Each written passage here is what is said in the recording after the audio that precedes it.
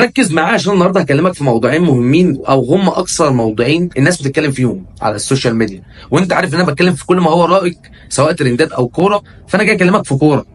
حوار احمد شاهين لاعب المنصوره وعلاء نوح مدرب نادي المنصوره، وحوار كريستيانو رونالدو وتركي الشيخ والاهلي. الحوارات دي او الموضوعين دول هم اللي واخدين وشاغلين الناس في حته ان هو في قاله وكيل كتير. فلو اول مره تشوفني ما تنساش تعمل لي سبسكرايب، لان في فيديوهات جايه كتير انا مستني انك انت تشوفها، والفيديوهات اللي فاتت ترجع تشوفها برضك. ويلا نخش في الموضوع واسالك الاسئله اللذيذه ونجاوب على بعض في الكومنتات، واكيد مستني اشوف ردكم ورايكم في الكلام اللي انا هقوله. احمد شاهين لاعب عنده 19 سنه اصلا، يعني هو لاعب صغير لسه في السن. تبرير المدرب لموقف احمد شاهين ذات نفسه بيطلع المدرب غلطان مليون في الميه.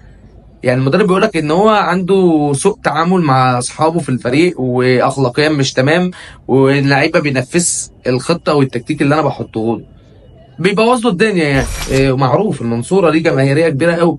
انا واحد من الناس اللي يعني من محافظه الدقهليه بحب نادي المنصوره. فمعلش، ليه بتاخده معاك في السكواد؟ طب ليه تنزله 3 دقايق وتطلعه؟ اسئله كتير قوي. ولو جيت تبص على ترتيب نادي المنصوره هتعرف قد ايه علاء نوح متميز جدا كمدرب، لان المنصوره ترتيبها الاخير. الله ما شاء الله، شكله مدرب يعني بشاير ان هو مدرب ممكن يكون يعني على الله حكايته. فحركه مش لطيفه.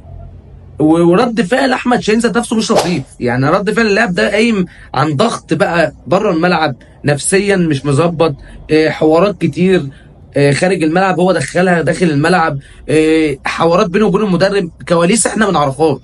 بس رد فعله هو مرفوض تماما. مهما كان اللي حصل، مهما كان المدرب ده وحش، مهما كان المدرب ده اسلوبه معاك مش كويس، بس ده ما يبررش انك انت تروح تضربه يا احمد برضه، مع احترامي الكامل ليك يعني. لان تصرفك ده ممكن يشجع لعيبه تانيه ان هي تعمل كده مع مدربين، فهنبوظ شكل الكره المصريه اكتر ما هو بايظ بره. ما مش ناقصه، هي اصلا بايظه.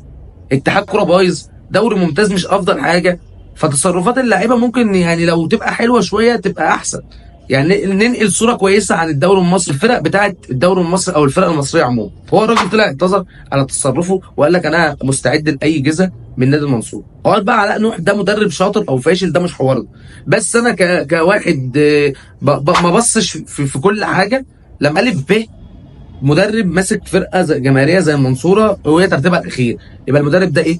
سيبوا لي رايكم فيه تحت في الكومنت، وما تنساش تقول لي ردك برضك او انطباعك عن رد فعل احمد شاهين، وشايف الدنيا دي من وجهه نظرك ازاي. نيجي بقى لموضوع كريستيانو رونالدو وتركي الشيخ، وحوار ان رونالدو يروح الاهلي، وهل يا ترى فعلا الخطيب هيوافق على حاجه زي دي؟ انا بكل صراحه، انا من وجهه نظري وبالمعاشره اللي انا شفتها من الخطيب ورد افعاله على كذا موقف لتركي الشيخ، انا شايفه ان هو هيرفض تماما. لان مش الخطيب اللي بيحب ان حد يقول ان فلان جاب له صفقه سوبر، او فلان جاب له صفقه عالميه. لا، الخطيب مش من النوعيه دي. بنسبه 93% رافض المبدأ ده او الفكر ده، وان رونالدو يلعب في الاهلي. مش عشان رونالدو وحش او عشان رونالدو ما يشرفش نادي الاهلي، ما تفهمش الموضوع كده. لا، ده رونالدو لو لبس تيشيرت نادي الاهلي انا اول واحد من الناس هتجري تجيب التيشيرت دي. وعشان انا خايف من رد فعل الزملكاويه، مش عايزك تفهم ان انا مثلا مش من داعمين كريستيانو او مش من محبين كريستيانو، او انا بستنقص كريستيانو. لا، انت مجنون وانا مجنون لو عملنا كده. كريستيانو من احسن لعيبه كره القدم لو ما كانش احسنهم، وهو بقى اسطوره خلاص، الموضوع منتهي. ده اسطوره، فان هو يلبس تيشيرت نادي الاهلي انا اول واحد اجري اجيبه التيشيرت ده. فعلا الخطيب كده، انا مكتفي بلعيبتي، مكتفي بالناس اللي معايا، بالسكواد اللي معايا. انا عندي الثقه في الجهاز الفني وفي اللعيبه ان هم يقدروا يعملوا حاجه. كولر هيوافق ولا الخطيب هيوافق؟ اما حته بقى ان الاهلي هيأدي قدام انتر ميامي، يا جماعه مع احترامي لميسي الكامل، الاهلي في البطولات دي عموما انت شفته قدام الريال كان بيناحي معاه للدقيقه 85 على لما فتحت معاهم. بايرن كان ماسك نفسه. شفته قدام فرق عالميه كبيره. الاهلي في الماتشات دي او في كاس العالم بالتحديد، الاهلي بيظهر وجه تاني خالص. محمد هاني بيتحول للاعب عالمي، داني الفيش ده محمد هاني، حسين الشحات كذلك، قفشه كذلك، كل اللعيبه بتتحول للاعيبه رجاله في الملعب. لكن انت تقول اصل الاهلي مش هيعرف يواجه انتر ميامي عشان في ميسي.